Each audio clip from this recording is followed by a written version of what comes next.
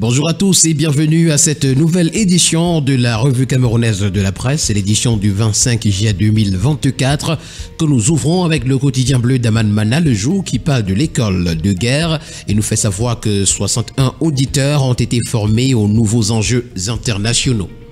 Ils ont reçu leur parchemin hier au cours d'une cérémonie présidée par le ministre délégué à la présidence chargé de la défense, Joseph Betty Assomo. Gare routière d'Olembe, on en parle également ce matin dans le journal. Des mineurs en quête d'argent dans les gares. Et puis Jeux Olympiques Paris 2024, le bal s'ouvre officiellement demain. La cérémonie d'ouverture des Jeux Olympiques aura lieu sur la Seine dans la capitale française ce vendredi 26 juillet 2024. Nous poursuivons ce matin avec le quotidien Le Messager qui s'intéresse à la Société nationale des hydrocarbures. Tempête dans un baril de pétrole, voilà le titre qui nous a présenté ce matin. Poussé vers la sortie, Adolphe Moudiki, l'administrateur directeur général de 85 ans, conserve son trône. Les résolutions du conseil d'administration extraordinaire tenu hier au palais de l'Unité nous sont présentées ce matin à la page 3. En petite une, on parle de système de formation médicale. L'ordonnance de Famendongo est à retrouver également à la page 3. La Commission nationale de la formation médicale, pharmaceutique et odontostomatologie à l'épreuve. Nous continuons ce matin avec notre quotidien, ces mutations qui nous amènent dans la ville de San Melima et nous présentent le marché abandonné. Comment un investissement de 4 milliards de francs CFA est laissé à la merci de la broussaille? C'est une interrogation à retrouver ce matin des pages 4 à 5. En petite une ce matin, conseil extraordinaire, pas de séisme à la SNH. Formation médicale, les prescriptions de Famendongo nous sont également présentées. Toutes ces informations sont à retrouver en parcourant les colonnes du journal. Nous poursuivons avec le quotidien à Capitaux Publics Cameroun Tribune qui parle d'ouverture des Jeux Olympiques et nous fait savoir que Paul Biya sera de la partie.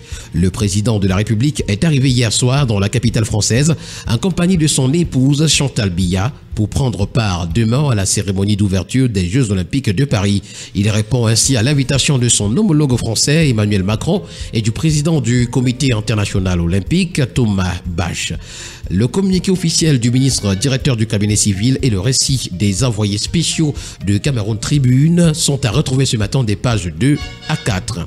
Le quotidien L'Info à chaud en parle également lorsqu'il titre à sa page de présentation ce matin « Image de Paul Biya s'adressant au ministre d'État SGPR avant son départ pour la France.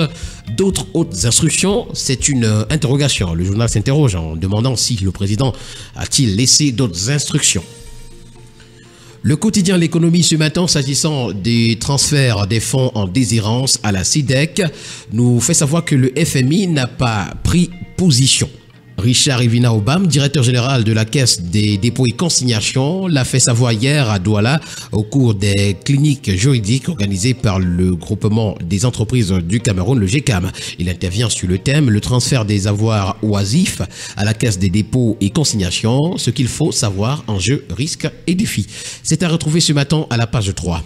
Nous continuons avec le quotidien Vert Émergence qui nous plonge ce matin dans la crise anglophone. La situation des enfants vulnérables préoccupe, nous renseigne le journal à sa page de présentation. Braquage dans les banques et les microfinances, des mesures pour contrer les malfrats nous sont présentées à page 2. Et puis dette, l'État du Cameroun rembourse plus de 740 milliards de francs CFA au premier semestre 2024. Avec le billet hebdomadaire Le Point ce matin, on parle de toute autre chose. Mine sec, baccalauréat 2024, échec, le gouffre.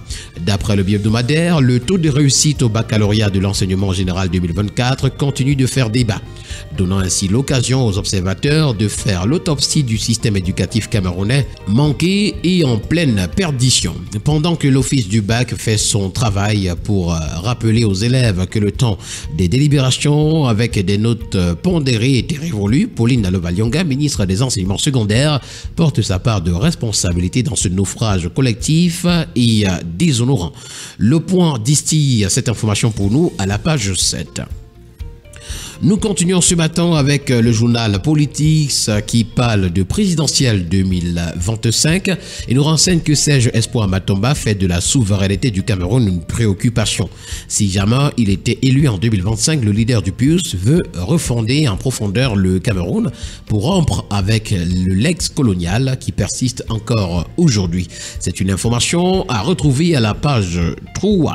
Nous continuons avec le quotidien de la santé, c'est EcoSanté qui parle de formation des professionnels médico-sanitaires, les BTS, une option illégale pour les Camerounais. D'après le décret 80/198 du 9 juin 1980, la formation des professionnels médico-sanitaires, c'est-à-dire infirmiers diplômés d'État, techniciens médico-sanitaires, sages-femmes, maïticiens, relève de la compétence exclusive du ministère de la Santé publique. Seul ce département ministériel a l'autorité de créer les écoles de formation des PMS, de lancer le concours d'entrée et l'examen national de sortie sanctionné d'un diplôme professionnel signé par le ministre Santé et reconnu par l'État. Tous ces détenteurs des BTS option santé ne peuvent pas exercer une profession médico-sanitaire au Cameroun. Hilaire Saha Tamogui est le secrétaire général de l'Ordre des professionnels médico-sanitaires du Cameroun. Il apporte d'ailleurs dans les colonnes du quotidien EcoSanté parution de ce matin, dans une interview exclusive accordée au quotidien, des précisions au sujet de cette information. Nous poursuivons cette revue de la presse ce matin avec le journal Conjoncture économique qui parle d'orientation budgétaire 2025, impartit les volets sociaux et économiques. Voilà donc les prescriptions ou encore les recommandations du ministre des Finances. Pour l'hebdomadaire Bounia qui nous permet de mettre un terme à cette sortie de la revue de la presse camerounaise, on parle de mobilité urbaine, un recensement des taxis annoncé à Yaoundé, lancé par la communauté urbaine. L'opération rentre dans le cadre du projet Mobilité verte qui vise l'amélioration des services de transport public. Mesdames et messieurs, voilà qui met un terme à cette sortie de la revue de la presse camerounaise. Merci d'avoir été des nôtres ce matin. Au plaisir de vous retrouver, pourquoi pas, très prochainement pour une nouvelle édition. D'ici là, portez-vous bien. Et surtout, n'oubliez pas qu'acheter un journal, c'est participer significativement à l'édification d'une société libre et transparente dans notre très cher et beau pays, le Cameroun. Bonne journée à tous.